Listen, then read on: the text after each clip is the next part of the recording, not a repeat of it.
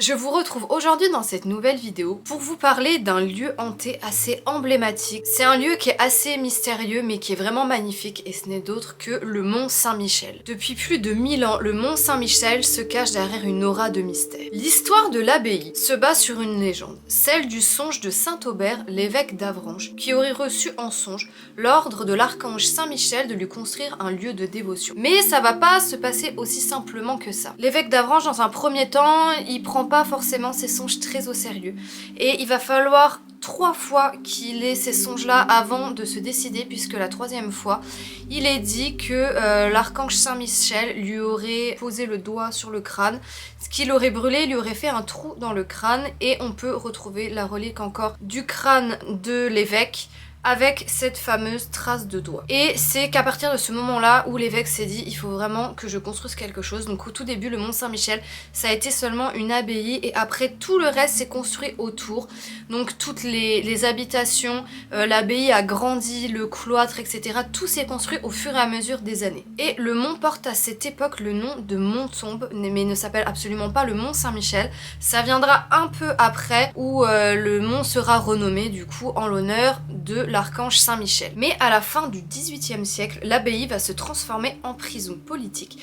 Donc beaucoup de moines qui sont présents à l'abbaye vont être enfermés là, mais il y aura toutes sortes de prisonniers. Et ce n'est seulement qu'au milieu du XIXe siècle que elle reprendra sa fonction d'origine et redeviendra une abbaye. Durant cette période, 14 000 hommes ont été enfermés et leurs âmes entraient encore les vestiges de la prison. Donc toutes les personnes qui sont mortes enfermées dans cette prison seraient encore, pour la plupart, présents sur le Mont Saint-Michel. Et la plupart des prisonniers sont morts fous du fait de la rudesse de l'enfermement. Ils n'avaient pas accès à la lumière, pas accès à l'extérieur.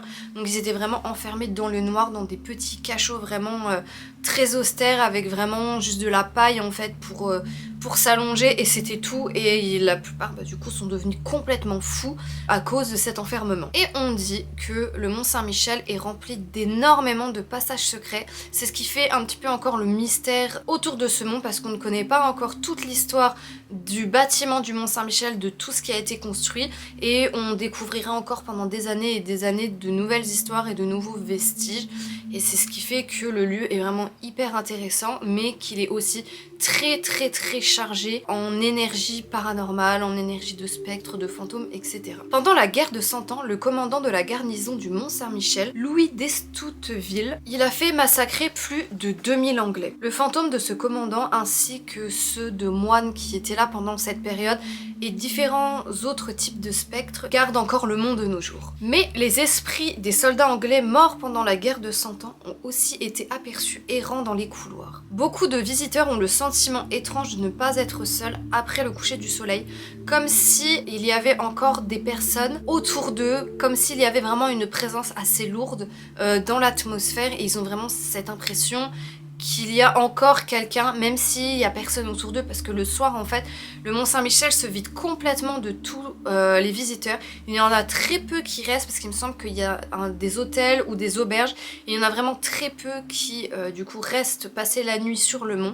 Mais il y a quand même toujours cette atmosphère assez chargée, assez lourde, justement à cause de tous ces esprits, tous ces spectres encore présents sur place. Il y a pas mal de pêcheurs et de voyageurs qui ont dit avoir vu d'étranges lumières se déplaçant autour de l'abbaye et de la baie. Et on pense que ça serait sûrement des esprits ou des gardiens du mont.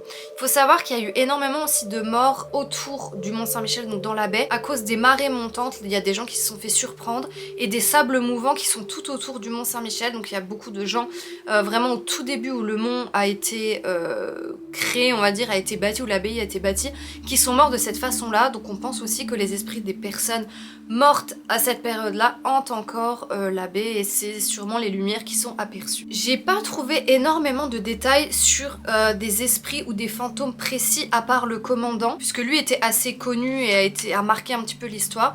Sinon il n'y a pas vraiment de fantômes qui ont été identifiés, par exemple tel ou tel prénom, qui sont morts de telle ou telle façon, c'était un moine, c'était machin, etc. On n'a pas identifié encore tous les esprits présents sur ce mont, mais on sait qu'il y en a vraiment énormément. Mais c'est vrai que les recherches ont été assez compliquées de mon côté, puisque c'est pas énormément documenté dans ce côté un petit peu paranormal, dans ce côté un petit peu de tous les fantômes, de toutes les choses un petit peu bizarres qui se sont passées. Il n'y a pas énormément de récits, il n'y a pas énormément de documentation, donc ça a été assez dur pour moi de trouver des informations, mais je voulais quand même faire cette vidéo parce que je trouve que le Mont Saint-Michel c'est vraiment un endroit qui dégage quelque chose vraiment de mystique et on sent en fait qu'il y a vraiment des choses qui se sont passées là et en vrai c'est vraiment l'endroit où on a l'impression qu'il y a énormément de fantômes.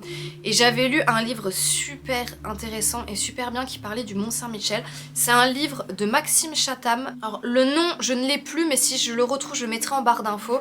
Et c'est un livre où il y a une partie de l'histoire qui se passe au Mont Saint-Michel.